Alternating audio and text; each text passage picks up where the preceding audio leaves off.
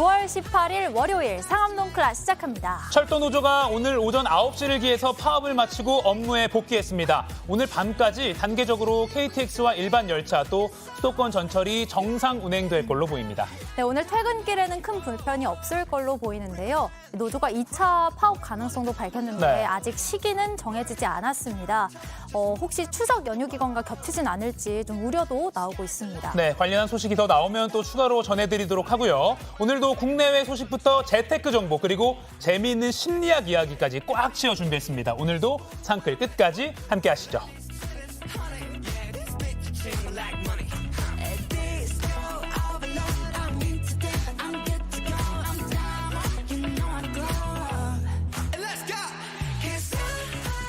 네, 생방송 상암동 클래스 유튜브 JTBC 뉴스 채널이나 네이버 뉴스 페이지에서도 실시간으로 함께 보실 수 있습니다. 도시락 이슈 이재승 기자, 김태인 기자 나왔습니다. 안녕하세요. 네, 안녕하세요. 안녕하세요. 안녕하세요. 네, 이재승 기자가 방금 네. 즐거운 월요일입니다. 네, 마이크 꺼졌을 때. 네, 이야기를 했는데 네. 즐거운 월요일. 네. 오늘 꼭 알아야 할 소식들 알기 쉽게 전해드립니다. 첫 번째 소식 뭘까요? 네, 첫 번째는요. 단식 19일째 결국 병원행입니다. 예. 이재명 더불어민주당 대표가 단식 중에 건강이 악화돼 오늘 아침 병원으로 이송됐습니다. 지난달 31일 단식에 들어간 지 19일 만입니다. 네. 약 3시간 전쯤 국회 상황인데요. 국회 본청 더불어민주당 당대표실 앞에 복도에 119 구급대원이 출동을 했습니다. 침낭으로 몸 전체를 감싼 이 대표가 들것에 실려 나오는데요. 예. 민주당 대표실에서 단식을 이어가던 이재명 대표는 민주당이 부른 119 구급차에 실려서 인근 여의도 성모병원으로 후송됐습니다. 네, 지난달 31일부터 단식이 시작돼서 오늘이 19일째인데 지금 얼굴 상태를 보면 굉장히 좀 수척해 보입니다. 이송 네. 당시에 이 대표 상태는 좀 어떻다고 전해집니까? 네, 당 관계자들에 따르면 이 대표의 건강 상태는 어제와는 크게 달라지지는 않았지만 탈수 등의 증상을 보였고요. 또 정신이 혼미한 상황이었다라고 관계자들이 전했습니다. 예. 오늘 오전 6시 55분쯤에 당대표 비서실 관계자가 119 구급대를 불렀습니다. 네. 앞서 어제도 민주당 지도부가 국회로 119 구급대를 불렀었는데요. 지금 어제의 모습인데 신속하게 입원해야 한다라는 의료진의 판단이 있었다는 겁니다.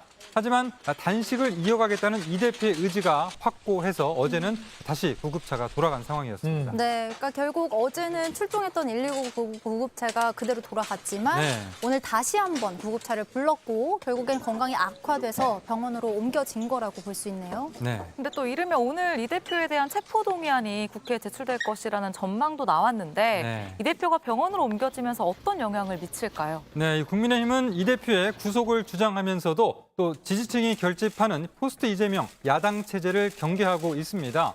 반면에 민주당은 이 대표를 엄호해야 하지만 또 방탄 논란이 부담스러운 상황입니다. 특히 민주당은 체포동의안 처리를 놓고 친명계와 비명계 입장차가 확연히 다른데 이번에 단식이 종료되면서 당내 지형 변화가 어떻게 될지도 주목해야 할 부분입니다. 네, 지금 약 3시간 전쯤에 오늘 아침 국회 상황 지금 보고 계십니다. 이재명 민주당 대표가 단식을 하다가 건강 악화로 119 구급대에 의해서 병원으로 이송되는 모습 보고 계십니다. 자, 이 소식이 들려온 직후에 또 이제 검찰이 이재명 대표에 대한 구속영장을 청구했다는 소식도 들려왔습니다. 네. 백현동 특혜 의혹과 쌍방울 대북 송금 의혹과 관련해서인데 국민의힘 내에서는 이 대표가 구속이 돼버리면 오히려 민주당 지지층이 결집하고 네. 또 중도층까지 민주당 쪽으로 흡수되는 거 아니냐 이런 우려도 나오고 있죠. 네, 그렇습니다. 여당 내에서는 최근 몇몇 여론조사에서 당 지지율이 민주당에 앞서는 요인으로 이 대표의 사법 리스크에 따른 반사 이익을 꼽는 시각이 있는데요. 네. 이 대표 구속이 된다면 사법 리스크가 해소가 되면서 민주당이 반등의 기회를 잡을 수 있다는 우려도 있습니다. 또 국회에서 체포동의안이 가결된다고 해도 법원에서 영장이 기각되는 시나리오에 대한 우려도 있습니다. 네, 19일째 단식을 이어오던 이재명 대표가 오늘 아침 7시쯤 건강 악화로 119 구급차에 실려서 병원으로 이송됐다는 소식 전해드렸습니다. 지금 오늘 아침 상황 네. 보고 계시고요. 많은 당 관계자들도 들것 옆을 같이 따라가고 있는 모습도 보고 계십니다. 총선이 7개월 앞으로 다가온 상황에서 앞으로의 여야의 이 강대강 대치가 더욱더 좀 심화되는 거 아니냐.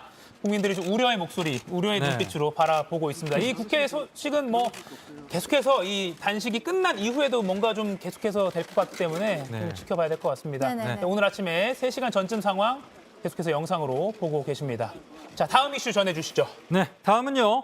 스마트 변기로 노벨상입니다. 오. 자, 화장실에서 볼일을 봤을 뿐인데 변기가 나의 건강까지 체크해준다면 어떨까요? 우리나라 과학자가 그런 스마트 변기를 만들었는데 괴짜 과학자들이 받는다는 이그 노벨상을 탔습니다. 아, 이그 노벨상. 네. 자, 먼저 영화의 한 장면인데요. 왕이 볼일을 보자 의사들이 살펴보고 건강 상태를 확인합니다. 네. 자, 변으로 건강을 확인하는 건 예나 지금이나 마찬가지인데요. 맞아요. 자, 지금도 건강검진할 때 체변 검사도 하잖아요. 네. 정말 하기 싫은데 또 해야 되잖아요. 예, 그렇죠. 네네네. 자, 이와 비슷한 원리인 스마트 변기입니다. 지문 인식처럼 누가 화장실을 이용했는지 구분이 가능하고 또 볼일을 본 후엔 건강 상태도 알 수 있습니다. 한국인 과학자가 만들었는데요. 지금 생각하는 사람 포즈를 취하고 있는 모습 잠깐 예. 나왔었는데 자, 올해 이그노벨상을 받았습니다. 수상자 박승민 박사 이야기 들어보시죠. 네. 거의 미친 짓에 가깝다고 생각하시는 분들도 있어서 그렇게 이제 편견과 그런 거를 이제 깨트리는 게 가장 어려웠던 점이라고 제가 꼽고 싶습니다. 네. 이분 대단합니다. 우리가 하루에 한 번은 화장실을 가게 되니까 매일매일 건강 상태를 자동으로 체크를 할 수 있을 것 같아요. 네. 그러니까요. 자, 사실 비데가 처음 나왔을 때도 되게 획기적이었잖아요. 네. 이 건강 상태를 알려주는 스마트 변기는 또 새로워요. 네, 그렇습니다. 근데 또 이 스마트란 이름에 걸맞게 변기에 또 광학 센서 그리고 통신 시스템이 들어있다고 들었거든요. 통신 네. 시스템까지. 그렇습니다.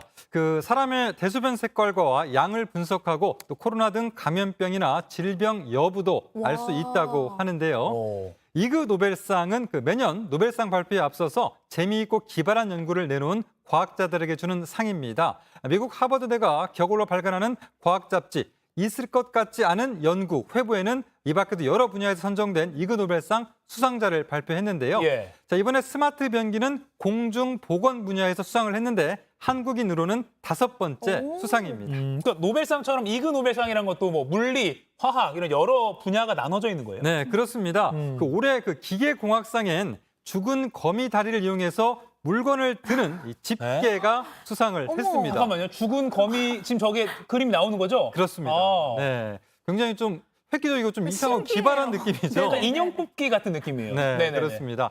또 의학상도 있는데요. 의학상에는 양쪽 콧구멍의 코털 숫자가 평균 2개 차이가 난다는 걸 밝히는 과학자들이 뽑혔습니다. 아, 오른쪽이 더 많다. 네, 아니, 근데 지금 그 네. 거미 있잖아요. 네, 네. 생각해보면 거미는 이렇게 거미줄을 네, 거미줄을 타고 올라가니까 좀 네. 끈적끈적한 게 다리에 남아있을 거 아니에요. 네네. 더 잘 잡고 더 잘 버티지 않을까 싶기도 하고. 또 죽은 거미를 활용한 거라니까 정말로 괴짜 연구긴 하네요. 네. 맞아요. 네네네. 코털 숫자도 비교하고 진짜 그러니까요. 괴짜 노벨상이에요. 네, 근데 맞습니다. 저는 또 이게 앞서서 그 거미다리 이용한 집게가 기발하기도 한데 네. 저걸 집을 수 있을 정도의 거미 크기가 크다는 게 너무 놀라웠어요. 지금 나오고 있는데 네. 뭔가 작은 거를 잡아요, 저렇게. 어머. 와, 신기하네요. 네. 저게 어. 죽은 게 맞는 거죠? 네, 그렇죠. 죽은 거미를 근데 좀 활용한. 살아있는 느낌이 들죠? 네, 네.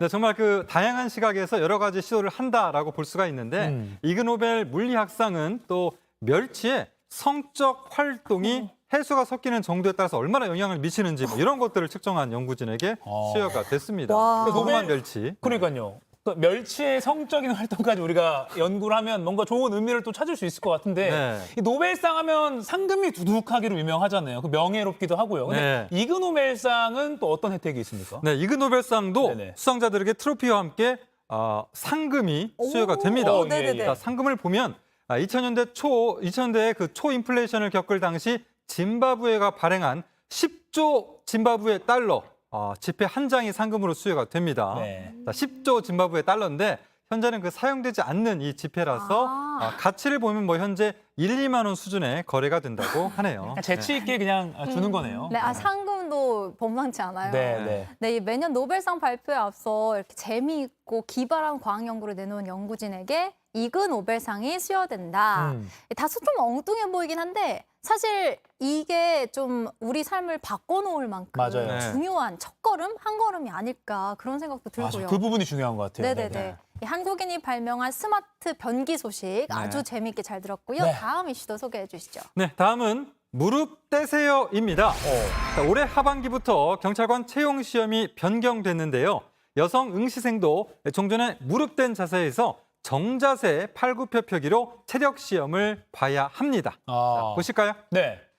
자, 굉장히 반듯한 자세로 팔굽혀펴기를 하고 있는 모습이죠. 자, 팔을 직각으로 굽혔고 상체와 허리, 하체가 거의 뭐 수평을 이루고 있습니다. 예. 자, 이와 좀 다르게 종전했던 방식도 한번 비교를 해볼까요? 아, 그렇죠. 자, 왼쪽 보시면 저렇게 무릎을 굽혀서 하는 방식으로 지금보다는 아무래도 좀 수월한 그런 체형 시험 방식이었습니다. 네네네. 네. 뭐 저 같은 경우는 이제 어깨가 조금 아파서 팔굽혀펴기 할 때 조금 소파 이런 데 좀 팔을 대고 하는 그런 경우가 있는데 저렇게 정자세로 하는 거 참 어려워 보이긴 상황입니다. 네. 맞아요. 아니, 제가 만약에 저 시험을 본다면 저는 빵 한 점을 맞을 거예요. 네. 저렇게 정자세로 하는 게 굉장히 어렵거든요. 네. 예전에 저 고등학교 때 일명 체력장이라고 하죠. 네. 그 체력 검사할 때 저희도 무릎을 대고 팔굽혀펴기를 여자들은 그렇죠. 여학생들은 그렇게 네, 네, 그렇게 네, 했던 네. 기억이 있는데 예. 무릎을 대고 해도 저는 되게 못했었거든요. 근데 저렇게 무릎을 펴고 하라는 건 진짜 어려울 것 같아요. 그러니까 물론 뭐 육군 훈련소 조교 출신인 이가혁 앵커 같은 경우에는 저런 정석 자세가 익숙할 것 같은데 아닌가요? 네, 아닙니다. 힘들고요. 아무튼 근데 예전에는 저도 뭐 젊다? 지금도 젊지만 좀 어쨌든 더 어릴 익숙하긴 좀 더 어렸을 했는데 때. 네. 실은 남자들도 이렇게 실제로 딱 정확한 자세를 하는 게 되게 평소에 운동 안 하면 힘들긴 하거든요. 네, 그렇습니다. 그 경찰 공무원 채용 시험은 이제 지난해 11월에 개정이 돼서 올해 하반기부터 이렇게 바뀐 내용으로 시행이 되고 있는데요. 예.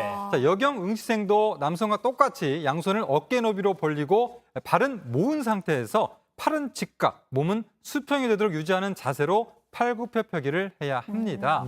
이 성별 차이를 둔 종정 방식을 두고 이 불공정에 더해 여성 경찰관 불신 논란까지 일자 여성 응시생도 정자세로 팔굽혀펴기를 하도록 한 그런 개정된 내용입니다. 그러니까 남녀 모두 똑같이 이제 정자세 팔굽혀펴기 방식으로 해라. 네. 이런 건데 그럼 만점 기준도 달라졌죠. 네, 그렇습니다. 그 여성 응시생의 경우는 무릎을 대고 팔굽혀펴기를 했던 지난해까지는 50개였던 만점 기준이 예. 올해부터는 31개 이상으로 줄었습니다. 아. 또 남성 응시자의 경우는 검정 방식이 지난해와 동일한데 만점 기준이 58개에서 61개 이상으로 강화됐습니다. 야, 그러니까 아직까지는 팔굽혀펴기 할 때 이제 자세는 똑같이 하는 걸로 통일이 됐는데 네. 이제 횟수를 좀 다르게 하는 식으로 차이가 네, 네, 네. 아직까지 있는 건데 앞으로는 경찰관 채용 과정에서 남녀 간의 체력 검정 방식을 점점 완전히 똑같이 하는 걸 목표로 하고 있다고요? 그렇습니다. 그 네네. 어떤 차이점을 완전히 없앤다라는 그런 방식으로 가고 있는데 예. 3년 뒤죠. 2026년부터는 남녀를 구분하지 않는 동일한 기준의 체력 검사가 도입이 됩니다. 네. 자, 변경된 시험에서는 장애물 코스 달리기, 또 허들 넘기, 밀고 당기기, 구조하기, 방아쇠 당기기 이렇게 5개의 순환식 시험으로 대체가 되는데요. 남녀 구분 없이 4.2kg 무게의 조끼를 착용하고 이 5개 코스를 수행을 하는 겁니다. 그래서 기준 시간 내에 통과를 하면 합격할 수 있는 그런 내용으로 바뀌게 됩니다. 그러니까 바뀌는 김에 뭐 팔굽혀펴기 횟수 이런 식으로 좀 뭐 횟수를 뭐 재고 뭐 이런 거를 좀 넘어서 운동 능력을 좀 전체적으로 신체 능력을 종합적으로 측정하는 방식으로 좀 그 측정 방식이 좀 업그레이드 됐다 이렇게 좀 보면 되겠네요. 그렇습니다. 그러면서 이제 어떻게 뭐 못하면 떨어진 게 아니라 어떤 기준을 넘어가면 다 같이 합격시킬 수 있는 그런 방식으로 바뀐다라고 네네. 볼 수가 있습니다. 그리고 이제 아까 원래 여성 그 경찰 응시생들은 무릎을 대고 했는데 이제 똑같이 남자랑 똑같이 한다. 요 이제 방안에 대해서 여성 응시생들도 오히려 우리 여자 경찰들이 나약하다. 그리고 시험 볼 때부터 불공정했다. 뭐 남녀 공평한 기준이 낮다. 그러니까 애초에 우리가 약하다라는 소리 들을 바에는 지금처럼 똑같이 보는 게 나아요라는 그런 목소리가 네. 뭐 노량진 이런 데서 인터뷰한 거 보면 많이 나오더라고요. 네, 그러니까 네. 괜찮은 방향으로 가고 있다 이런 생각이 듭니다. 실제로 저기 사진에 나오는 여성분 이렇게 네. 하고 있는 여성분 네. 되게 잘하고 계셔요. 거의 저기 FM이라고 볼 수 있죠. 네. 굉장히 부러워하네요, 김현아. 나중에 운동, 정봉길 트레이너 하면서 운동 좀 해야 되겠습니다. 이재석 기자 오늘 잘 들었고요. 이어서 지금 이 시각 모바일에서 가장 화제가 되고 있는 소식 정리해드리겠습니다. 김태인 기자 전해주세요. 네, 누리꾼들의 이목을 끈 그 소식 상크리 뽑은 광크리 뉴스입니다. 네. 오늘 첫 번째 소식은요. 티켓팅 성공 이렇게 기쁠 수가입니다. 카페 안에 세 사람이 옹기종기 모여 있습니다. 테이블 위에 놓인 휴대전화를 뚫어져라 보고 있는데 갑자기 막 기뻐해요. 손뼉치고. 근데 남자아이는 막 시끄러워하면서 귀를 막 틀어막아 버리는데요. 네. 얼마나 기쁘면 막 손깍지 와. 끼고 막 환하게 웃으면서 발 동동 구릅니다. 마치 로또라도 당첨된 것처럼 기뻐하는데요. 예. 이들이 이렇게까지 좋아한 이유는 바로 가수 이명웅 콘서트 티켓팅에 성공했기 때문입니다. 아. 처음 뵌 손님 이명웅 표 잡아드림이라는 제목의 아까 그 영상 누리꾼들 사이 크게 화제가 됐는데요. 영상을 올린 카페 업주는 예매 방법을 몰라 긴장하던 손님을 도와드렸고 다행히 티켓팅에 성공했다며 이명웅 씨 팬들이 이렇게 좋아하는데 다음에는 호남 평야에서 공연해야 하는 거 아닌가요? 라며 재치 있는 글까지 남겼습니다. 아우 근데 저희도 그 연예계 소식 다룰 때 종종 네. 이명용 씨 콘서트 티켓 네. 그거 티켓팅 하는 게 얼마나 어려운지 익히들어 알고 있거든요. 그러니까, 네. 환호성이 나올 만도 해요. 지금 그 앞치마를 맨 분이 아마 카페 업주신 것 같은데 네. 앞으로 저 카페는 예매 명당으로 이명웅 씨 팬들이 다 몰리는 거 아닌가 이런 생각도 드네요. 그러니까 뭐 예를 들어 이제 우리가 뭐 효자 효녀의 조건에서 네. 부모님들 그 티켓팅 잘해주는 것도 좀 들어가잖아요. 예. 저는 뭐 제가 부모님도 못 해드렸지만 저 개인적으로 임영웅 팬이라서 네네. 네, 너무 좀 부럽다는 저도 생각이 한번 듭니다. 찾아가세요. 네, 이제. 찾아가셔야 될 것 아 같아요. 그러니까요. 네. 저 런던보이 파이팅입니다. 네. 그러니까요. 근데 이명훈 씨가 이 영상에 직접 댓글까지 달았더라고요. 오. 네. 이명훈 씨가 저도 눈물이 나네요. 너무 마음이 따뜻합니다. 라면서 댓글을 달았는데 이 댓글 좋아요 수가 무려 4,000개가 가깝습니다. 인기를 실감케 하는데요. 한편 이명웅 전국 투어 서울 콘서트는 예매 오픈과 동시에 1분 만에 전석 매진되기도 했답니다. 정말 말 그대로 피켓팅, 피 튀길 정도의 치열한 티켓팅이 아닐 수 없는데 다음 콘서트는 정말 드넓은 호남 평야 한번 고려해보는 건 어떨까 싶습니다. 네. 다음 소식은요. 네, 건물 지나쳤다며 내일 배송할게요입니다. 저는 이 사연 듣고 진짜 당황했습니다. 여러분은 어떻게 느끼실지 궁금한데 한번 들어봐 주세요. 네네. 온라인 커뮤니티의 한 글쓴이가 최근 택배기사와 주고받은 문자람에 올린 캡처 사진입니다. 택배기사가 죄송한데 건물 지나쳤다라면서 하루 뒤에 배송할 테니까 물건 찾지 말아달라라고 합니다. 문자를 받은 글쓴이 물음표 하나 남겼고 저 물음표에서 당혹감이 느껴지는데요. 근데 택배기사가 내일 배송한다고요 라면서 답장을 또 남겼습니다. 아하. 글쓴이는 기분 나빴는데 내가 예민한 거냐 아니면 기분 나쁠 만한 일이 맞냐 라면서 누리꾼들에게 의견을 구했습니다. 여러분들 혹시 저런 문자 받게 됐다면 어떨 것 같으신가요? 아 이게 그러니까 내일 배송 문자로 텍스트라서 좀 그래요. 내일 배송한다고요랑 내일 배송한다고요 이거랑 좀 어감이 다르잖아요. 처음에 죄송한데를 붙였기 때문에 조금 괜찮았다고 생각했는데 두 번째 네. 내일 배송한다 고요해서 조금 마음이 더 상했어요. 그러니까요. 이게 그러니까 좀 만약에 혹시 피치 못할 사정이 있다면 네. 정중히 말씀을 드리고 혹시 괜찮으시다면 네. 이렇게 해도 괜찮을까요? 이렇게 물어보는 거였다면 네. 조금 덜했을 것 같은데. 물건이 신선식품이 아니길 바랄 뿐입니다. 그러게요. 그러니까 누리꾼들은 대부분은 글쓴이를 이해했는데 또 일부는 글쓴이의 태도를 지적하기도 했습니다. 누리꾼들은 실수해놓고 내일 배송하겠다고 통보하다니 황당하다. 물음표만 보내지 말고 전화해서 한번 확인해보지 등의 반응을 보였습니다. 네. 다음 소식 살펴보겠습니다. 다음은요. 멸종위기 나팔고둥 울릉도 횟집에입니다. 사진에 지금 나오고 있는 이 고둥, 얼핏 보면 평범한 고둥이나 소라류 같은데요. 그런데 이 고둥, 알고 보니 멸종위기종인 나팔고둥이라고 합니다. 어제 국회 환경노동위원회 소속 이윤주 의원실과 시민단체가 함께 울릉도 오징어 회타운을 찾았다는데요. 그리고 현장에서 이렇게 멸종위기종인 나팔고둥이 판매되고 있는 것을 확인했다고 합니다. 식용고둥류를 통발로 어획하는 과정에서 함께 잡히거나 비슷하게 생긴 다른 고둥류와 섞여서 횟감으로 팔리고 있었던 건데요. 나팔고등과 같은 멸종위기 1급 생물은요.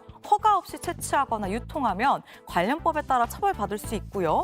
죽인 경우에는 징역 5년 또는 5천만 원 이하 벌금형에 처해질 수 있다고 합니다. 네. 한편 나팔고둥이 울릉도에서 불법으로 유통되고 있다는 의혹은 최근 한 인기 예능 프로그램에서 관련 장면이 예고편으로 나가면서 불거졌는데요. 예. 누리꾼들은 신고 포상금 제도 도입하면 불법 유통 줄어들 듯 버젓이 판매되는 장면이 방송에 나올 정도라니 라며 비판했습니다. 네. 마지막 소식 살펴보겠습니다. 마지막 소식은 공항 검색대에서 승객 짐 쓱입니다. 어허. 미국 마이애미 국제공항 검색대입니다. 검색대 직원들이 승객 물품을 검사하고 있는데 이 직원 주변을 잠깐 살피더니 쓱 하고 승객 가방에서 무언가를 꺼냅니다. 그리고는 자연스럽게 자신의 주머니에 넣고는 걸어 나가는데요. 같이 일하는 다른 직원도 승객 가방에서 무언가를 슬쩍 꺼내더니 가져가 버립니다. 미국 플로리다주 검찰은 이 CCTV 영상을 공개했는데요. 이렇게 승객 지갑이나 가방에서 현찰과 물건을 훔친 보안검색대 직원 2명, 결국 절도 혐의로 붙잡혔습니다. 현지 경찰은 시계나 지갑처럼 중요한 물건은 가방 깊은 곳에 넣어두고 보안검색을 마치면 반드시 확인하라고 당부했습니다. 오늘 준비한 소식은 여기까지입니다. 광크리 뉴스는 여러분의 사연과 소식 기다리고 있습니다. 지금 제 옆으로 이렇게 전화 그리고 카톡 제보창, 메일 주소 나가고 있으니까요. 여러분들의 사연 전해주시기 바랍니다. 지금까지 상크리 뽑은 광크리 뉴스였습니다.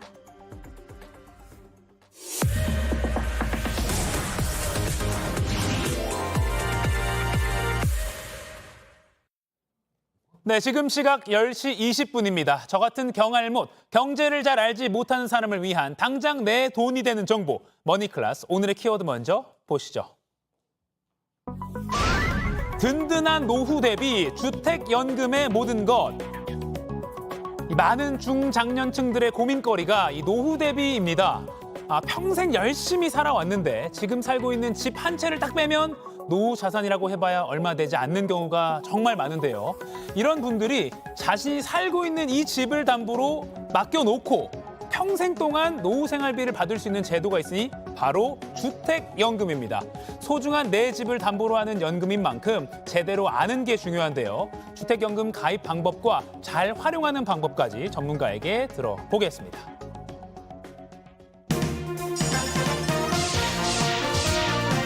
부자 되는 개념 쏙쏙 알려주는 손희의 금융 크리에이터와 얘기 나눠보겠습니다. 안녕하세요. 안녕하세요. 이 주택연금 최근에 관심 갖는 분들이 많은데 이 개념부터 먼저 좀 정리를 좀 해주세요. 네, 주택연금은 말 그대로 주택을 활용해서 연금을 받는 겁니다. 너무 쉬운데요? 너무 네. 쉽죠? 네. 가도 되나요? 그러니까 이 우리가 주택을 담보로 해가지고 이제 금융기관에서 우리에게 돈을 빌려주는 형식이다라고 생각을 하시면 되는 건데요.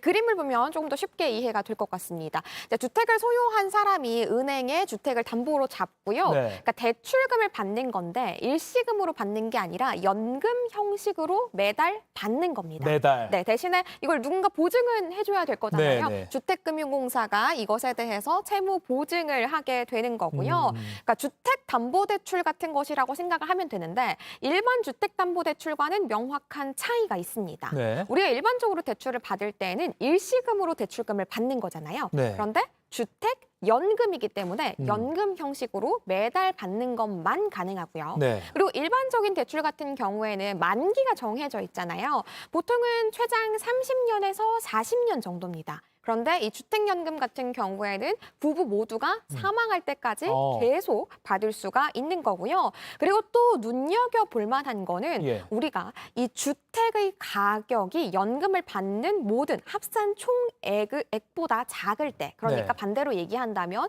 집값보다 연금의 총액이 더 클 때에도 받을 수 있다라는 겁니다. 뭐 예를 들어서 집값이 7억이라고 한다면 네. 일반 대출을 받을 때는 7억을 넘게 대출을 받는 건 불가능하잖아요. 그런데 주택연금은 연금의 총액이 7억을 넘어도 그 차액에 대해서 국가가 내주기 때문에 가능하다라는 겁니다. 약간 좀 복지의 개념인 거네요. 맞아요. 그러니까 주택연금은 주택담보대출을 연금처럼 매달 그 돈을 받는 거다라고 네. 생각하면 쉬울 것 같은데 그럼 아까 부부가 사망할 때까지 계속 돈이 나온다고 했어요. 네. 그리고 집값보다 더 많은 돈 총액이어도 연금이 나온다. 그러면 집에서 부부가 살다가 두 분 다 돌아가시고 네. 나면 그러면 어떻게 되는 겁니까? 보통은 이 주택연금은 부부가 모두 사망하면 이 집에 대한 소유권이 무조건적으로 국가에 넘어간다. 그러니까 무조건 넘어간다고 생각하시는 경우가 많거든요. 네, 그게 약간 좀 거부감이 들었죠. 맞아요. 네네. 근데 결론적으로 정리한다면 무조건 소유권이 넘어가는 건 아닙니다. 이 주택을 담보로 부부가 연금을 계속 받으면서 생활을 하고 네. 두 분 다 사망을 하게 되면 그리고 나서 자녀에게 선택권이 주어져요. 이 집을 상속을 받으시겠습니까? 아니면 상속을 받지 않고 소유권을 국가에 넘기시겠습니까? 라고 선택권을 주는 거죠. 아. 그럼 이 선택권이라 함은 자녀가 상속을 받는다면 이미 이 부모님께서 집을 담보로 대출금, 즉 연금을 계속 받으셨으니까 예. 상속을 받기 위해서는 이 집값에 대한 원금과 이자를 모두 상환을 해야 되는 거고요.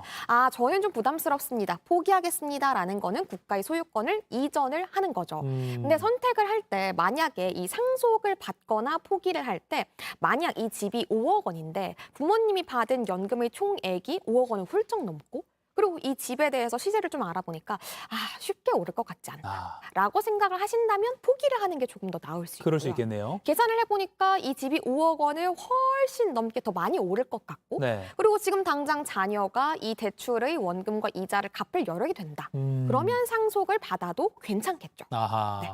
그러니까 자녀에게 이게 중요한 부분 이거네요. 그러니까 연금 받고 이제 두 분 다 돌아가시면 집이 국가로 넘어간다라고 생각하시는 분들이 흔히 많은데 그게 네. 아니라 자녀에게 선택권이 주어진다. 상속 받으실래요? 아니면 포기하고 국가에 넘길래요를 판단할 수 있는 거군요. 맞아요. 그리고 그 판단은 자녀가 딱 봤을 때 집값이 앞으로 많이 오를 것 같아. 미래 가치가 커. 네. 그리고 또 내가 지금 부모님이 받은 그 연금 돈 다 국가에 갚을 여력이 돼. 네. 하면 상속을 받는 집을 게 받는 게 나을 수 좋고요. 있겠네요. 네. 아하. 그러니까 무조건 국가로 넘어가는 건 아니다라고 요걸 좀 잘 기억해야 될 것 맞습니다. 같습니다. 근데 아직까지 집을 담보로 이 내 소중한 이 보금자리를 담보로 연금을 받는 이 방식에 대해서 좀 부정적으로 생각하시는 분들이 많은 것 같긴 해요. 네, 아직 네네. 많습니다. 그러니까 자녀분들이 먼저 어머니, 아버지 이거 주택연금 가입해 보시는 거 어떠세요? 라고 해도 마다하시는 분들도 있고요. 또 반대로 내가 이걸 가입하면 우리 자녀들이 싫어하지 않을까라고 해서 몰래 가입을 하시는 경우도 있다고 합니다. 그래서 아무래도 이게 이제 우리 앞서서 짚었다시피 자녀에게 물론 선택권은 있지만 네. 소유권이 넘어간다라는 개념 때문에 이걸 좀 부정적으로 보시는 분들이 많은 건데요. 네. 하지만 정확한 거는 결국은 이게 우리가 노후를 대비하는 게 참 힘든 게 현실이잖아요. 맞아요. 네, 그렇다 보니까 집에 대한 주거 안정 그리고 생활비에 대한 보전을 받을 수 있는 좋은 노후 대책이라는 건 분명한 것 같고요. 네. 네, 실제로 가입하시는 분들도 점점 늘어나고 있고요. 그리고 우리가 받을 수 있는 지급액도 점점 올라가고 있습니다. 예. 혹시나 가입을 하시고 나서요. 이거 내가 생각했던 것과 조금 다른데? 라고 생각이 드신다면 해지하는 방법도 있으니까요. 네. 이렇게 또 가입 건수가 많아진다는 건 그만큼 이유가 있는 거겠죠. 예. 한 번쯤 고려해봐도 좋을 것 같습니다. 지금 금색 요 약간 누런색 선이 지금 가입 건수죠. 맞습니다. 한 2023년 네. 현재까지 8,100여 건 정도 네. 되고 지급 액수가 1조가 넘었군요. 맞습니다. 아하, 그리고 적지 않네요. 네, 점점 늘어나고 있어요. 이 주택연금 가입할 수 있는 조건은 어떻게 됩니까? 네, 주택연금에 가입을 하시려고 하면 주택의 소유자 또는 배우자가 만 55세 이상이어야 되고요. 그리고 주택을 담보로 잡아야 되는 거잖아요. 해당 주택이 실거주하고 있는 주택이어야만 합니다. 네. 그리고 주택 공시가격이 좀 중요한데요. 예. 9억 원 이하여야 되는데 네네. 요 기준이 당장 다음 달인 10월 12일부터 좀 더 완화됩니다. 어. 네, 기존에는 9억 이하의 주택만 가능했는데 이제는 다음 달부터 12억으로 늘어나는 거고요. 네. 또 주택연금의 수령액도 굉장히 중요하잖아요. 네. 가입하는 시점에서 가입하는 사람의 연령 그리고 말씀드린 주택의 가격 이런 것들을 바탕으로 산정을 하는 건데요. 네. 당장 다음 달부터 요 수령액도 늘어날 예정이라고 합니다. 그래서 9억 이하의 주택 기준으로 기존에 받을 수 있던 금액에서 최대 20%까지 늘어날 예정이라고 하니까 월 지급금이 맞습니다. 예. 쏠쏠하게 늘어날 예정이다라고 생각을 하시면 될 것 같고요. 그렇다면 여기서 의문이 하나 들 수 있어요. 네네. 근데 나는 대출을 받아서 집을 샀고 아직 대출금이 남아있어. 이런 나도 가능할까? 아직 일부는 은행 거야. 그렇죠. 네네. 뭐 아직 현관 정도는 은행 거다 이럴 예. 수 있잖아요. 네, 그럴 때도 가능합니다. 다만 이제 100% 나의 자금으로 산 건 아닌 상태이기 때문에 이제 연금 수령액이 조금 적어질 수 있다는 것은 유의를 해야겠습니다. 그렇군요. 대출이 있어도 가능은 하지만 네. 월 지급금이 조금 줄어들 수는 있다. 맞습니다. 그렇군요. 그럼 가장 중요한 거. 그러니까 주택연금 가입하면 월 얼마 정도를 받을 수 있는 겁니까? 네, 당장 다음 달부터 좀 완화된다, 확대된다라고 했었잖아요. 네네. 그래서 바뀌는 기준으로 좀 알아보려고 합니다. 주택연금을 가입하는 평균적인 나이가 만 72세라고 합니다. 네. 그래서 72세 기준으로 종신형으로 가입했을 때의 가격을 한번 알아봤습니다. 네. 주택 가격이 4억일 때는 월 131만 원, 6억일 때는 197만 원, 9억일 때는 295만 원, 그리고 12억일 때는 341만 원을 받을 수가 있습니다. 올 초에 국민연금연구원이 60대의 부부가 생활할 때 네. 달마다 어느 정도 필요할까? 요걸 한번 조사를 쭉 해봤다고 합니다. 네, 네. 그러니까 2명 부부가 생활을 할 때 288만 8천 원 정도 한 달에 필요하구나라는 네. 계산이 나왔다고 해요. 그러니까 9억 이상의 주택이라면 이 비용이 주택연금만으로 충분히 충당이 된다라고 볼 수 있는 거고요. 네. 사실은 우리나라 지금 현재 이제 현실적으로 중장년층이 결국 계속 자녀들을 뒷바라지하느라고 네. 노후에 현금을 갖고 있는 경우가 참 별로 없습니다. 맞아요. 네, 그리고 설사 자산을 갖고 있다고 하더라도 이게 부동산으로 묶여 있는 경우가 많다 보니까 네. 확실히 노후 대비를 위해서 좋은 방법이 될 수 있는 거는 부정할 수 없는 사실인 것 같고요. 예. 만약에 내가 혹시 지금 가입한다면 어느 정도 받을 수 있을까 궁금하시다면 한국주택금융공사 홈페이지 들어가시면 예상 금액을 조회해 보실 수 있으시거든요. 아, 네네. 한번 조회해 보시고 이 정도면 가입할 만하겠다라고 가늠을 해보셔도 괜찮을 것 같습니다. 네, 한국주택금융공사 네.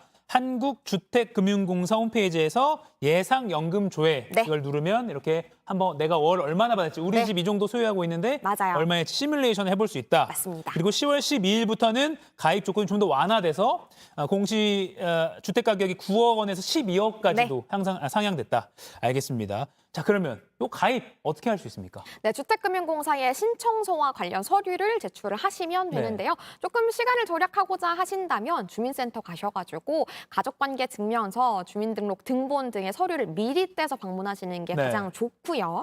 네, 주택금융공사 지사에 직접 방문하시거나 혹은 전화 혹은 인터넷을 통해서 상담을 받으실 수 있으십니다. 네. 상담을 받고 나면은 이 가입자가 내가 신청하려는 사람이 요건이 되는지 아닌지 심사를 할 거잖아요. 네네. 네, 심사를 거치게 되는 거고요.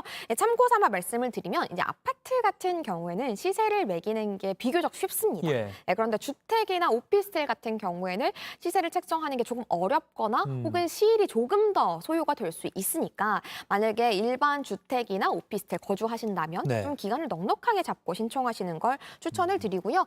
만약에 난 좀 이 신청 과정에 대해서 좀 더 깊게 상담을 받아보고 싶다 하신다면 한국주택금융공사 아까 화면 보여드렸잖아요. 네. 홈페이지 접속해 보신다거나 콜센터 번호는 1688-8114번입니다. 네. 이 번호로 전화를 한번 해보시는 것도 좋을 것 같습니다. 네, 1688-8114. 그리고 아파트도 당연히 되지만 주택이나 오피스텔 당연히 되고요. 네. 다만 감정평가를 받아야 되니까 조금은 시간이 더 걸릴 수 있다. 맞습니다. 알겠습니다. 마지막으로 그러면 이제 월 받는 이 주택연금 가입해서 월 받는 돈을 조금이라도 더 받을 수 있는 전략이 좀 있을까요? 있습니다. 예. 우대형 주택연금이라는 게 있어요. 물론 조건은 있습니다만 충족하신다면 우대형 주택연금에 가입하시는 게 훨씬 좋습니다. 예. 왜 좋으냐? 우리가 월 받을 수 있는 금액을 20% 정도 더 받을 수가 있거든요. 20%면 상당한데요. 네. 네네. 조건은 일단 기초연금의 수령하는 대상자가 되셔야 되고요. 네네. 만 65세 이상의 부부 기준으로 공시 가격이 2억 미만이면서 1주택자일 때 가능합니다. 아하. 난 여기 해당이 안 돼. 그럼 난 방법이 없나? 있습니다. 우리가 이것뿐만 아니라 시기를 좀 잘 보고 주택연금을 가입하는 것도 굉장히 중요합니다. 이게 무슨 말이냐면 우리가 주택 가격은 계속 변동이 있잖아요. 네네. 그런데 가입한 시점으로 이 집값이 떨어진다고 해서 나의 연금 금액이 줄어드는 것도 아니고요. 네. 가입하고 나서 집값이 오른다고 해서 연금 금액이 늘어나는 것도 아닙니다. 예. 그래서 보통은 집값이 내려갈 때 주택연금을 가입하시는 분들이 건수가 많아집니다. 그러니까 더 내려가기 전에 빨리 가입을 해야겠다라고 생각을 하시는 거죠. 네네. 그래서 예시를 들어본다면 비교적 나의 집이 좀 외곽에 있고 계산을 해보니까 집이 오를 가망성도 없어 보인다라고 하신다면 울며 겨자 먹기로 집을 팔기보다는 차라리 주택연금을 가입하시는 게 조금 더 나을 수 있습니다. 네. 그리고 마지막으로 아까 우리 대출이 있으신 분들도 가입은 가능하세요라고 말씀을 네네. 드렸잖아요. 하지만 현실적으로 연금 금액이 줄어들면 좋을 건 없으니까요. 혹시 여력이 되신다면 대출 금액을 조금이라도 더 상환을 하고 나서 이 주택연금을 가입하시는 게 수령액 금액을 높일 수 있는 방법입니다. 방법이라고 할 수 있겠습니다. 대출이 있다면 최대한 갚고 나서 가입하는 게 유리하고 네. 아까 이제 그러니까 집값이 가장 정점일 때, 고점일 때 가입하는 게 이론적으로는 제일 좋겠네요. 맞아요. 내 집의 가치가 높아야지 그 가격을 기준으로 월 받는 돈을 계산을 할 테니까. 맞습니다. 집값이 고점일 때 가입하면 수령액이 더 많을 수 있다. 네. 알겠습니다. 자, 마무리하기 전에 오늘도 두 분 뽑아서 영화 예매권 2매씩 드리는 퀴즈 준비되어 있습니다. 만 55세 이상의 주택 소유자가 내 집에 살면서 그 집을 담보로 제공하고 매달 연금처럼 노후생활자금을 지급받는 이 제도는 무엇일까요? 1번 국민연금, 2번 주택연금, 3번 퇴직연금. 자, 지금 상암동 클래스 실시간으로 방송되고 있는 JTBC 뉴스 유튜브에 접속하셔서 실시간 댓글창에 정답 올려주시면 됩니다. 방송 말미에 당첨자 두 분 뽑아서 발표해 드리도록 하겠습니다. 지금까지 머니클래스 손희의 금융 크리에이터와 얘기 나눠봤습니다. 고맙습니다. 감사합니다. 지구촌에서 화제가 된 소식들 알아보는 월드클래스입니다. 상크리 여러분들 혹시 관크라는 말 들어보셨나요? 관객과 크리티컬이 합쳐진 말로 공연장에서 남의 관람을 방해하는 행위를 뜻하는 신조어입니다. 최근 미국에서 황당한 관크 현장이 포착됐다고 하는데요. 함께 가보시죠.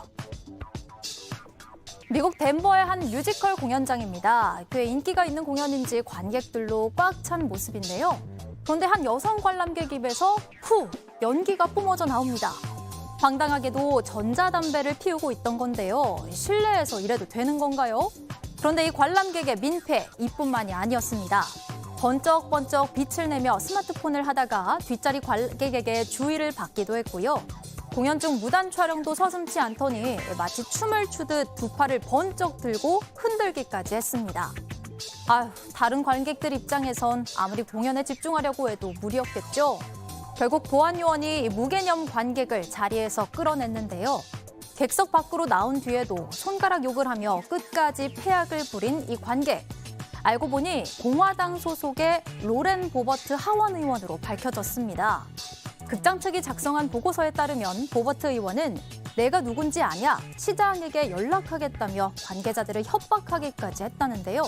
영상이 공개되면서 비난이 일자 보버트 의원은 그저 공연을 열광적으로 즐겼을 뿐이다. 전자담배를 피운 게 아니고 뮤지컬 안개 효과 때문에 발생한 오해다. 이렇게 해명했습니다. 한 남성이 사람들의 환호를 받으며 강물로 뛰어듭니다. 근처에 경찰도 있고 다이빙 금지라고 적힌 현수막도 있었지만 무용지물이었는데요. 일본 오사카 지역에서 포착된 모습으로 일본 프로야구 한신 타이거즈가 18년 만에 우승을 하자 흥분한 팬들이 도톤보리 강으로 뛰어들며 자축을 한 거였습니다. 이 광란의 입수 행사는 구단 팬들의 전통이라고 하는데요. 앞서 지난 2003년 한신이 리그 우승을 했을 땐 무려 5,300여 명이 도톤보리 강에 뛰어들다가 한 명이 숨지는 사고가 난 적도 있다고 하네요. 이번 우승 때도 열기는 그대로였지만 다행히 부상자는 없었습니다. 결혼을 앞두고 축복 대신 국민들의 대대적인 비난을 산 커플이 있습니다. 그럴 만한 이유가 있다는데요. 함께 볼까요? 불이야 시뻘건 불꽃 보이시죠? 자세히 보면 사람들이 불꽃과 연기에 맞서 분투하고 있습니다. 인도네시아의 브로모 국립공원인데요. 한 커플이 특별한 결혼 사진을 찍겠다며 이곳을 찾았는데 굳이 색다른 설정을 한다고 불을 질렀다가 화재 사고로 번지고 말았습니다. 불길이 인근 마을까지 번지면서 이 지역 관광지와 도로까지 폐쇄됐고요. 산면적 50만 제곱미터가 소실됐는데요. 소방관이 불길을 잡는 데만 닷새가 걸렸습니다. 불꽃처럼 뜨거운 사랑을 하랬지 누가 불을 내라고 했나요? 게다가 현지 보도에 따르면 화재 발생 당시 이 커플과 촬영팀은 누구 하나 불길을 잡을 생각은 하지도 않고 계속 촬영에만 몰두한 걸로 알려졌는데요. 결국 촬영을 주도했던 신랑은 경찰에 체포됐고 징역 5년형과 우리 돈 약 1억 원 이상의 벌금에 처할 것 같다고 하네요. 지금까지 월드클래스였고요. 계속해서 상클 라이프가 이어집니다.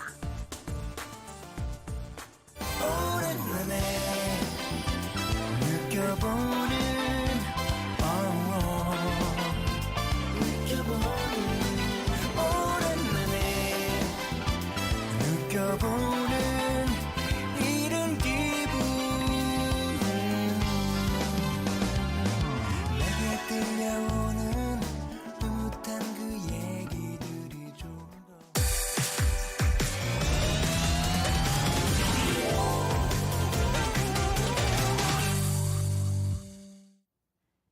라이프 시간입니다. 인생은 길고 배움에는 끝이 없죠. 매주 월요일엔 만나고 싶었던 전문가 모시고 내 삶에 도움이 되는 지식들 채울 수 있는 시간 가져봅니다. 자, 오늘 함께 하실 분. 알쏭달쏭 이 사람들의 알 수 없는 행동에 명쾌한 이유를 찾아주는 인지심리학자입니다. 김경일 아주대 심리학과 교수 만나보겠습니다. 안녕하세요, 교수님. 안녕하세요. 자, 네. 벌써 가을이 다가왔습니다. 네. 너무 오랜만이에요. 좀 자주 나오셔야 되는데. 맞아요. 자, 오늘은 어떤 네. 궁금증 풀어주실지 주제 먼저 바로 보겠습니다. 심리학에서 말하는 가장 좋은 효도는 그러니까 벌써 다음 주 주말이에요. 추석 연휴가 벌써 다가왔는데 오랜만에 좀 부모님 좀 만나서 효도해야지라고 이제 생각하는 분들도 많으실 거고 슬슬 이제 선물 뭐 해야 될지 그쵸, 이런 분도 그쵸. 많을 텐데 이게 선물이라는 게 마음을 사로잡는 거잖아요. 그래서 우리 김경일 교수님께 효도에 대해서 직접 한번 여쭤보고자 합니다. 심리학자가 보는 네. 가장 어떤 최고의 추석 선물 뭐라고 보십니까? 뭐 이거 현금이 아니라고 말씀을 드리면 참 세상 모른다 이렇게 생각을 네네. 하실 것이 분명하기 때문에 현금이라는 말씀을 저도 드릴 수밖에 없는데요. 네네. 근데 중요한 건 현금을 어떻게 드리느냐가 진짜 중요합니다. 이게 의외로 우연하게 발견된 현상인데요. 네네. 어렸을 때 많이 안아주지 않은 아이들. 네. 그러니까 부모가 이렇게 살이 맞다는 경우가 경험이 별로 없는 예, 예. 그런 아이들이 나중에 범죄율이 굉장히 높고요. 어머. 그리고 심지어는 아무도 안아주지 않은 아이들. 이게 이제 러시아의 차우세스크라고 하는 아주 루마니아죠. 루마니아, 루마니아의 네, 차우세스크라고 독재자. 하는 희대의 독재자에 의해서 내려진 조치인데 아이들이 병들면 약값 들어가니까 아이들을 안아주지 말라 그랬어요. 아, 접촉을 없앤 거군요. 네. 그랬더니 그 아이들이 나중에 다 굉장히 많은 수가 사이코패스가 어머. 됐죠. 그래서 이게 우연하게 밝혀진 거거든요. 어렸을 때 안아주고 그다음에 많이 살이 닿는다는 건 애착이 생기는 건데 네. 그렇기 때문에 우리 문화는 그렇게 아이들을 많이 안아주잖아요. 네. 자, 근데 갑자기 그 얘기를 왜 하느냐라고 생각하실 텐데요. 그렇기 때문에 역으로 가장 많이 나와 살다 주고 안아준 분은 내 부모님이죠. 네. 그래서 그 부모님은 역으로 그래서 나중에 나이 드셨을 때 자식이 만져주고 안아주면 그렇게 좋아하세요. 아. 최고의 효도는 사실은 부모님을 안아드리고 만져드리는 거예요. 실제로 항암 효과가 있다라고 하는 연구까지도 나오거든요. 어머. 이런 이 포근함과 이런 게. 예. 그러니까 내가 내 아이를 50년 전, 60년 전에 그렇게 안았는데 40년 전에. 근데 그 아이가 이제 나를 안아줘. 사실 이게 얼마나 좋겠어요. 그래서 현금 드리는 거 제가 거부할 수 없습니다. 이게 1등이라는 거부할 수 없는데 현금 드리면서 손 만져드리고 어깨 만져드리고 안아드리고 이거 해드리면요 최고의 효도예요.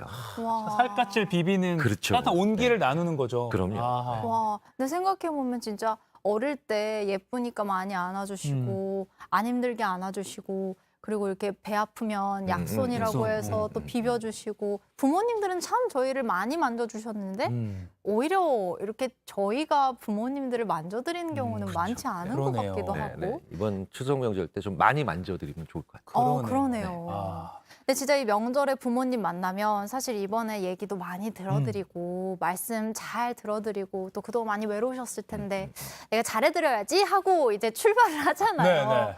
근데 사실 이런저런 얘기 듣다 보면 공감이 되지 않는 부분도 너무 많고 어느 순간은 좀 계속 듣던 얘기만 듣는 것 같고 저도 막 이렇게 영혼 없는 리액션이 나올 때가 가끔 있어요. 그냥 들어드리는 것도 힘들어요. 이게 도대체 왜 그런 걸까요? 그래서 나중에 또 나는 왜 이거밖에 안 될까? 뭐 나는 좀 못된 자식이 아닐까? 뭐 이런 또 자괴감을 가지기도 하신다 그러더라고요. 네. 그런데 소개팅했다고 생각해 보세요. 그러면 처음에 이 사람과 어떤 얘기를 하느냐에 앞서서 본격적인 주제 앞서서 서로 이렇게 좀 이렇게 워밍업을 하죠 대화를. 네.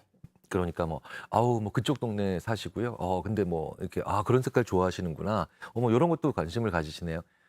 이게 가족들 간에는 그 워밍업이 없어. 그렇죠. 바로 훅. 네네. 자주 안 만났는데 최근에. 그러니까 그러니까 이게 소위 말하는 의미 없고 그다음에 약간 신변잡기적인 대화가 좀 있어야 돼요. 근데 갑자기 대부분 보면 명절인데 그러니까 가족이니까 잘 알고 있다고 착각하는 거예요. 딱 앉자마자 이번 대선엔 누굴 뽑을래? 막 이런 얘기를 한다거나 네.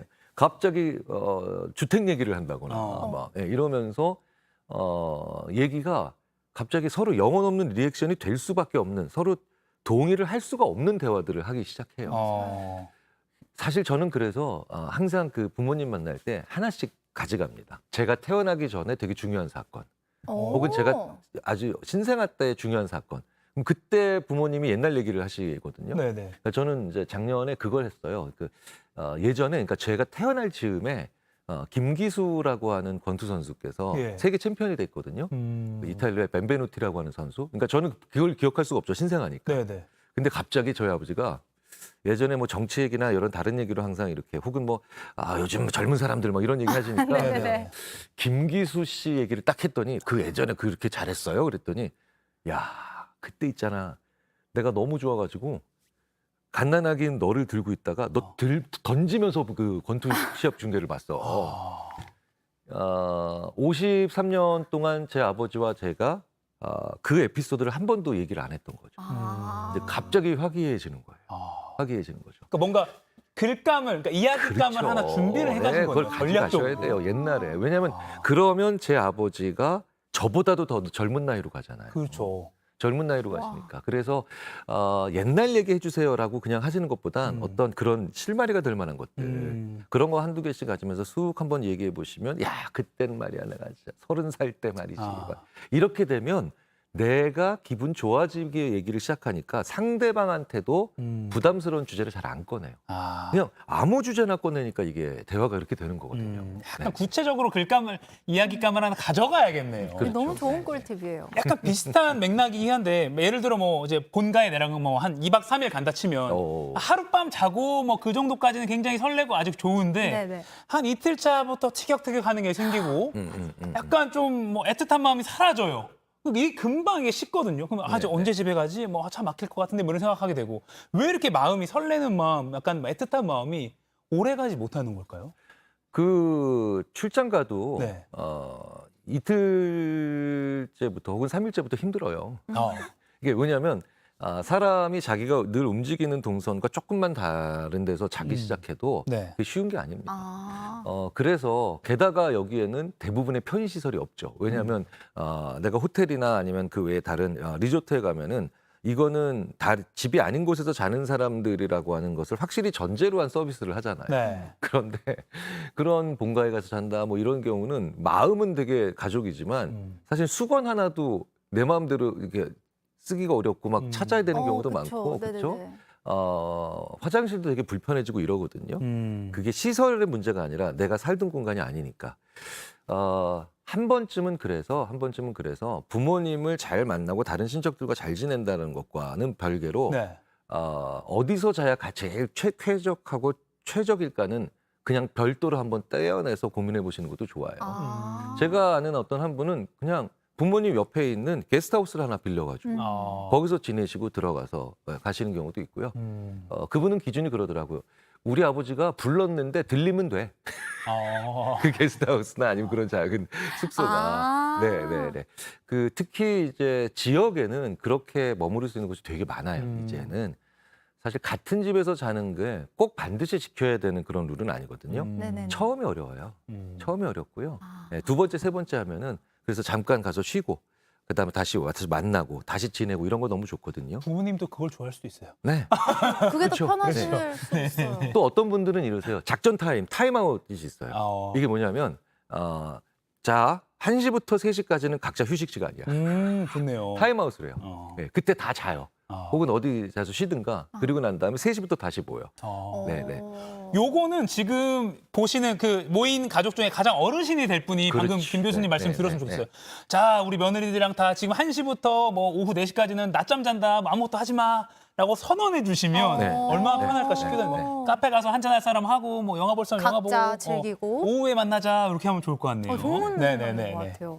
와, 그리고 그 친구 사이에도 꼭 이렇게 유난히 나한테만 힘든 일들, 또 비밀 얘기 많이 해주는 친구들 있잖아요. 근데 부모님도 자식이 이렇게 여러 명 있는데 그 가운데 유독 이제 한 명에게만 맞아요. 유난히 고민들이나 뭐 걱정거리 아니면 시시콜콜한 얘기라도 더 편하게 말씀하시는 경우가 많거든요. 그거는 그 자식이 제일 편해서 그런 걸까요? 특히 이런 경우가 많은 게 대부분 모녀 관계에서 되게 많이. 네, 사실은 왜냐하면 부자 관계에서는 네. 기본적으로 아빠, 그러니까 아버지는 내 아들에게 항상 본이 되어야 돼. 나는 좀과 그래도 교훈되는 얘기를 해야 돼. 이런 게 조금 더 강하셔서 네. 자기가 어렵고 힘든 얘기를 굳이 많이 하지 않는데 모녀 관계가 정말 많아요. 네. 모녀 관계가 많은데 그만큼 가까운 건 맞아요. 그런데 이게 뭐가 문제냐면 부모님 입장에서는 그렇기 때문에 내가 제일 힘든 얘기를 많이 하는데 그 얘기 때문에 내 딸도 같이 처지고 힘들어서 결국 제일 많이 나오는 게 그거잖아요. 나는 엄마처럼 살지 않을래요. 아. 그게 제일 모녀 관계에서 많이 나오는 그 네네네. 관계가 바로 그 하소연을 제일 많이 한 부분이거든요. 좋은 건 뭐냐면 가장 좋은 건 뭐냐면 힘들고 어려운 얘기만 하는 게 아니라 네네. 즐겁고 신났던 얘기들이 공유가 돼야 돼요. 네. 그래서 그때 만약에 내가 만약에 부모다라고 하면 내가 재밌었던 얘기 뭐 해줄 게 있을까라는 걸 좀 떠올리셔야 되고 그것도 같이 가야 되고 그 다음에 자녀라면 근데 거기 같은데 되게 재밌었지 않았냐고 이렇게 그런 걸 또 물어보셔야 돼요. 물어보셔야 돼요. 근데 우리나라의 부모 자식 관계는 즐겁고 신났던 에피소드를 공유하는데 되게 어색해하고 네. 잘 하지 않으세요. 그렇죠? 그러니까 부모님이 힘든 거를 들어주는 건 약간 자녀의 의무라고 생각하고 약간 내가 좀 받아들여야지 하는데 말씀하신 대로 약간 즐거운 걸 같이 공유하고 이런 생각을 많이 안 했던 것 같아요. 근데 맞아요. 그것도 좀 노력을 해야 될 것 같아요. 그거를 그래서 또 하기 위해서 예, 예. 또 좋은 것 중에 하나가 자녀 입장에선 나의 출생 이전의 기억을 물어보셔야 돼요. 아까 말씀하신 네. 그러니까 대부분의 그 부모 자녀의 대화는 자녀의 출생 이후에 일어나는 에피소드들에 국한돼 있거든요. 네. 근데 분명히 내 부모님도 나를 낳기 30년 전에 그 30년 동안 아주 재밌고 즐겁고 신났던 그렇죠. 시절이 있어요. 그렇죠. 그렇잖아요. 뭐 고등학교 다니던 시절, 뭐 혹은 뭐 졸업하고 사고 치고 뭐 이런 재밌는 얘기들이 많이 듣죠. 뭐 네. 제가 그래서 한번 툭 해드렸더니 부모님이 저한테 힘든 얘기 위주로 막 하실 때 저는 그걸 듣기 싫어하는 게 아니라 근데 그 예전에 그 대학교 2학년 때 휴학하셨을 때 종로에서 한번 난리쳤다고 그러던데 뭐 이런 얘기를 하나 해드리면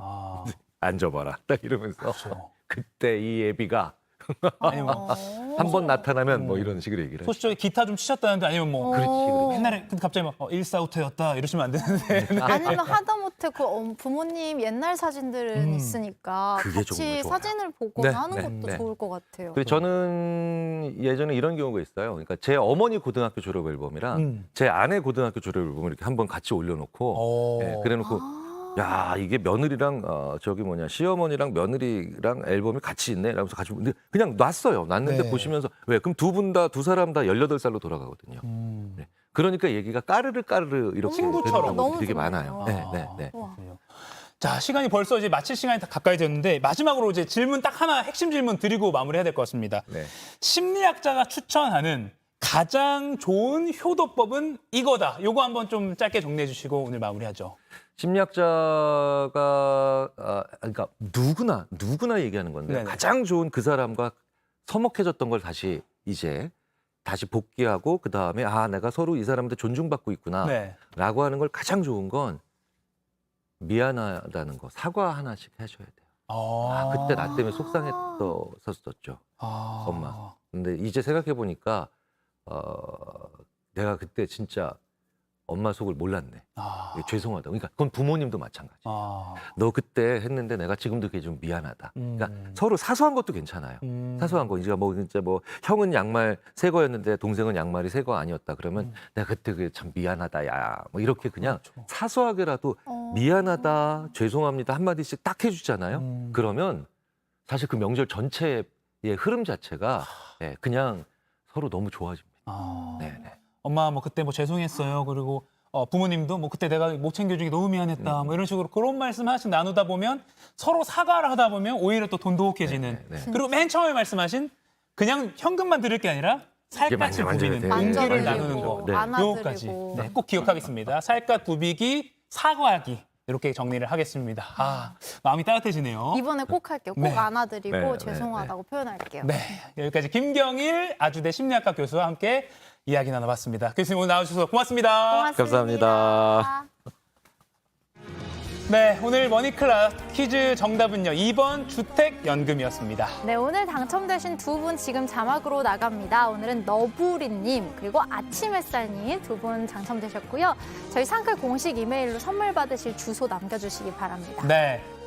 뭐라고요? 사과하기, 그리고 살 부비고, 안아드리고, 스킨십하기 네네네. 꼭 기억하시고요. 저희는 내일 아침 10시에 다시 찾아뵙겠습니다. 내일도 상클 하실 거죠? 고맙습니다. 고맙습니다.